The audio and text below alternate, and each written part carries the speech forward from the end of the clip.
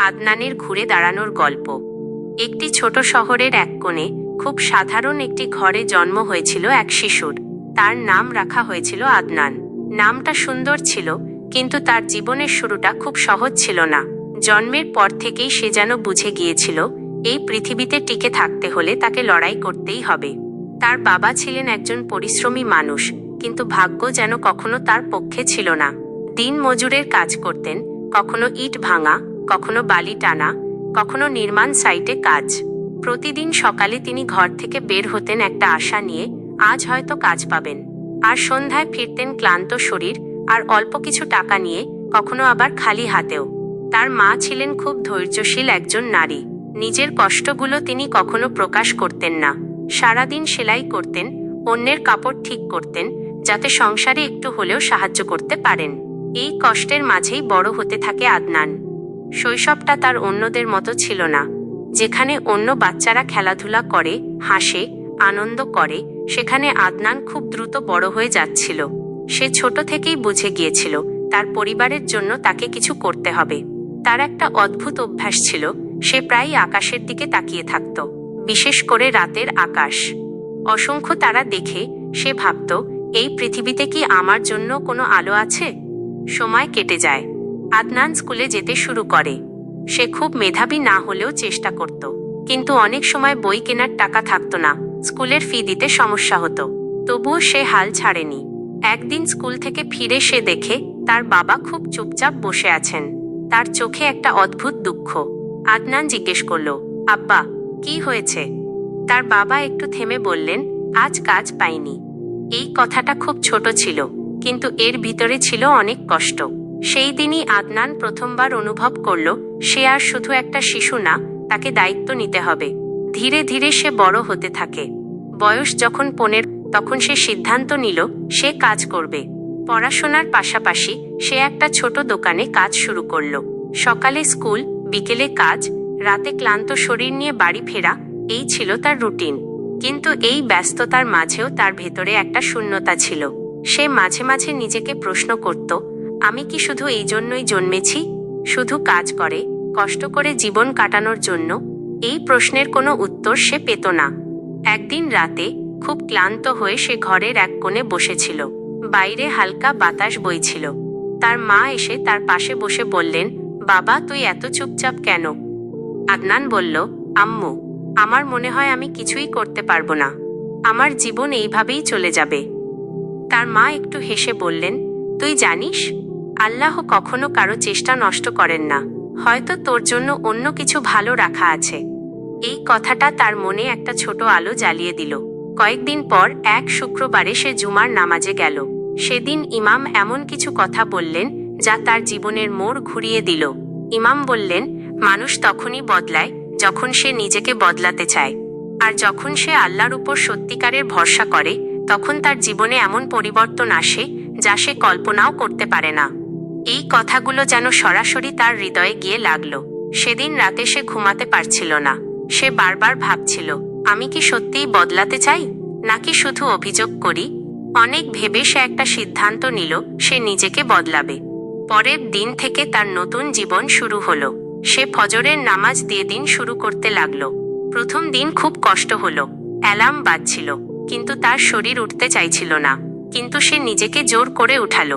উজু করল, নামাজ পড়ল, তারপর কিছুক্ষণ চুপচাপ বসে থাকলো। সেই নীরব মুহূর্তে তার মনে এমন একটা শান্তি এলো যেটা সে আগে কখনো অনুভব করেনি। ধীরে ধীরে সে নিজের জীবনে ছোট ছোট পরিবর্তন আনতে লাগলো। সে প্রতিদিন কুরআন পড়তে শুরু করলো। প্রথমে বুঝতো না, কিন্তু তবুও পড়ত। কিছুদিন পর সে অনুভব করলো তার মন আগের মতো অস্থির নেই। সে খারাপ সঙ্গ ছেড়ে দিল, অযথা সময় নষ্ট করা বন্ধ করলো, নিজের সময়কে মূল্য দিতে শিখল। কিন্তু পরিবর্তনের পথ কখনো সহজ হয় না। অনেক সময় সে আবার আগের অভ্যাসে ফিরে যেত। নামাজ মিস করত, অলস হয়ে যেত। তখন সে নিজেকে খুব দোষ দিত। কিন্তু এবার সে একটা জিনিস শিখে ফেলেছিল, হাল ছাড়া যাবে না। সে আবার শুরু করত। এইভাবে সময় যেতে লাগলো। একদিন হঠাৎ করে তার জীবনে বড় একটা সমস্যা এলো। যে দোকানে সে কাজ করত সেটা বন্ধ হয়ে গেল। মালিক দেউলিয়া হয়ে গেলেন। আদনান আবার বেকার হয়ে গেল। এইবার তার সামনে আবার সেই পুরনো অন্ধকার ফিরে এলো, কিন্তু এবার সে ভেঙে পড়ল না। সে চুপচাপ বসে বলল, হে আল্লাহ, আপনি জানেন আমি চেষ্টা করছি, আপনি আমাকে পথ দেখান। সে নতুন করে কাজ খুঁজতে শুরু করলো। দিনের পর দিন কেটে যাচ্ছিল, কিন্তু কোনো কাজ পাচ্ছিল না। তার সঞ্চয় শেষ হয়ে যাচ্ছিল। একদিন রাতে সে খুব ভেঙে পড়ল। সে সেজদায় গিয়ে কাঁদতে লাগলো। সে বলল, হে আল্লাহ, আমি ক্লান্ত, আমি খুব ক্লান্ত, কিন্তু আমি হাল ছাড়ব না। আপনি শুধু আমাকে শক্তি দিন। এই দোয়া ছিল তার জীবনের টার্নিং পয়েন্ট। কয়েকদিন পর হঠাৎ করে তার এক পুরনো বন্ধু তার সাথে দেখা করল। সে বলল, তুই কি এখনো কাজ খুঁজছিস? একটা জায়গায় লোক লাগবে, চাইলে চলো। আদনান সেখানে গেল। ছোট একটা কাজ, খুব বেশি বেতন না, কিন্তু সে এবার অন্য রকম ভাবে শুরু করলো। সে তার কাজকে ইবাদত হিসেবে নিতে শুরু করলো। সে সময় মতো কাজ করত, সততার সাথে কাজ করত, কারো সাথে খারাপ ব্যবহার করত না। ধীরে ধীরে তার মালিক তার উপর ভরসা করতে শুরু করলেন। কিছুদিন পর তাকে আরো দায়িত্ব দেওয়া হলো। সময় যেতে লাগলো, মাস, বছর। একদিন সে বুঝতে পারল সে আর আগের সেই মানুষটা নেই। তার চিন্তা বদলে গেছে, তার অভ্যাস বদলে গেছে, তার জীবন বদলে গেছে। সে এখন বুঝে গেছে সফলতা মানে শুধু টাকা না, সফলতা মানে হলো নিজেকে ঠিক পথে রাখা। এক রাতে সে আকাশের দিকে তাকিয়েছিল, যেমন সে ছোটবেলায় তাকিয়ে থাকত, কিন্তু আজকের অনুভূতিটা আলাদা ছিল। সে বলল, হে আল্লাহ, আমি একসময় ভাবতাম আমার জন্য কোনো আলো নেই, কিন্তু আজ বুঝেছি আপনি সবসময় আমার সাথে ছিলেন। তার চোখে পানি ছিল, কিন্তু সেটা ছিল কৃতজ্ঞতার। সে মনে মনে বলল, আমি কখনো হাল ছাড়ব না, আমি চেষ্টা চালিয়ে যাব, কারণ আমি জানি আপনি আমার সাথে আছেন। আর এই বিশ্বাসই তাকে এগিয়ে নিয়ে যেতে থাকলো। সে এখন অন্যদের সাহায্য করে, তাদেরকে উৎসাহ দেয়, কারণ সে জানে একটা মানুষ কতটা ভেঙে পড়তে পারে আর আবার কিভাবে উঠে দাঁড়াতে পারে। এই গল্পটা শুধু আদনানের না, এই গল্পটা আপনারও হতে পারে, যদি আপনি আজ থেকে শুরু করেন।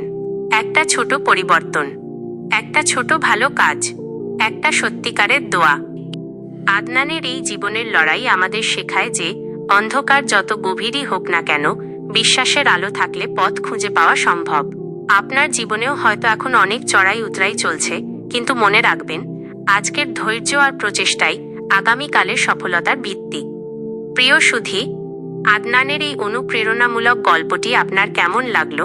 তার জীবনের এই পরিবর্তন কি আপনাকে একটু হলেও নতুন করে ভাবাতে পেরেছে? কমেন্ট করে অবশ্যই আপনার মতামত আমাদের জানান। আপনার একটি লাইক এবং শেয়ার হয়তো অন্য কাউকে নতুন করে স্বপ্ন দেখার সাহস যোগাবে।